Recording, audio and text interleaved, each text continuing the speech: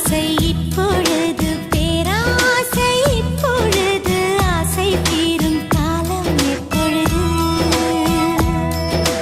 கண்ணால் உன்னால் இப்பொழுது காயங்கள் இப்பொழுது காயம் தீரும் காலம் எப்பொழுது